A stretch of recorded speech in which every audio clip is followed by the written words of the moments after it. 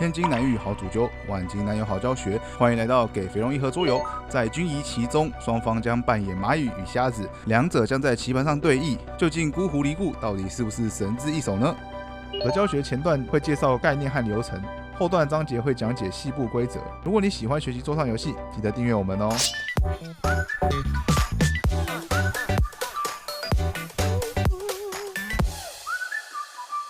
游戏的教学将以初阶为主，其他的等级将在后面的环节介绍。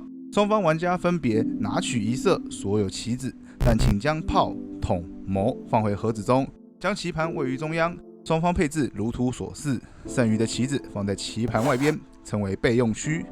用直车决定起始，或者是比较像东巴或先进入猫科无敌时间的人当先手玩家。游戏的双方将轮流执行回合。而回合的流程仅有2个动作择一执行，一个是移车，一个是星。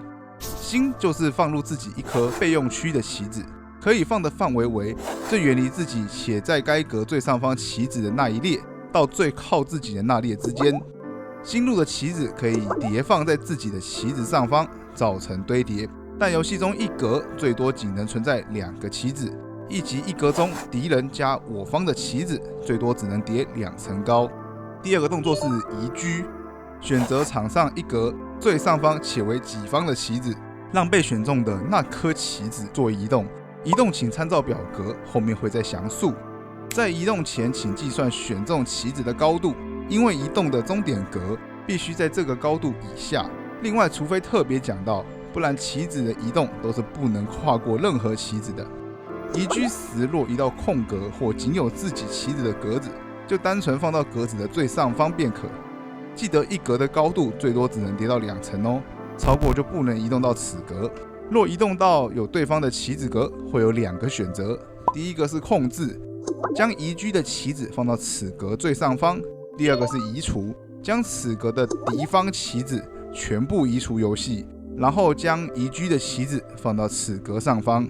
记得移车只能选择己方加最靠上的那颗棋子移动，并不是整叠移动，也不能选择被压在下方的棋子移动，且因为最多只能叠到2层高，因此对于2层高且有对手的格子，你仅能选择移除这个动作。游戏双方将会轮流执行移车和星，直到有玩家透过移车，然后选择移除，并且移除掉的棋子中包含对面的帅，该方就会获得胜利。以上是游戏的介绍，下方开始进行细则的详述。堆叠是此游戏中最大的特点。以兵这个最简单的棋子为例，走棋方式就是前进或后退1格。游戏中任何棋子只要叠高1层，就能多延伸距离1格。例如叠到2层高的兵，就可以前进或者后退2格。这张表浅蓝色代表着棋子在第1层以上可以走的点，深蓝色为第2层以上，以此类推。下面讲到棋子的详述移动方式以及规则。帅可以四面八方的移动，但是帅不能堆叠或是背叠。大可以斜角移动1格，且不管层数都可以直角的无限距离移动。中可以直角移动1格，且不管层数都可以斜角无限距离的移动。小、兵、枪、士、马、冷、在这些棋子的移动方式，将逐个放在画面上面，不特别解释，有需要请自行暂停观看。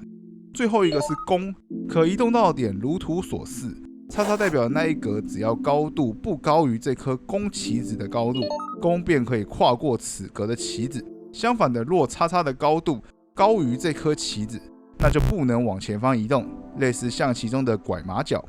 以上是军仪棋的所有规则，下面讲到游戏的变体玩法。入门玩法与初级玩法完全相同，但要额外移除攻这个棋子。初级玩法便是影片中主要解说的难度。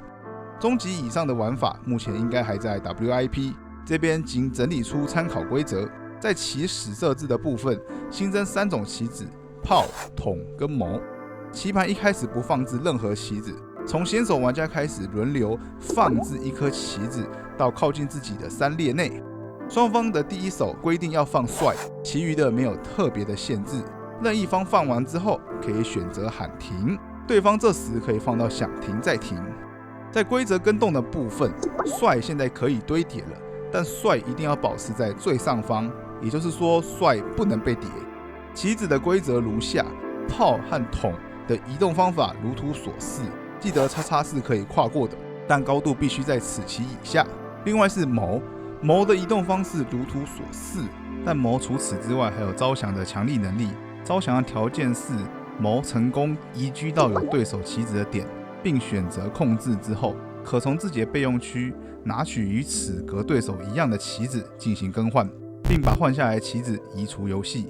上级玩法与中级玩法一样，唯一的差别是可以叠到3层高。移动帮助表的绿色格子就是代表着叠到3层时可以移动到的最远距离。在上级时，因为可以叠到3层，因此谋可能一次招降2个棋子。当然，自己的储备区要有对应的棋子才能执行招降这个动作，也可以仅招降1颗棋子，且被招降的棋子层数不会变动。以上是军仪棋的所有规则。下面看到游戏的心得总结。军仪棋是以知名漫画猎人中自创的棋类改编而来，游戏中应该是参照了象棋的走棋方式与昆虫棋的叠放规则，因为导入了3维的概念，因此整体策略度提高了不少，但一局的时间似乎也因此被拉长。在这种较为速食的桌游文化中，这个棋类的诞生可以说是一种大胆的尝试。但不论如何，官方也终于给出了一个确定的规则。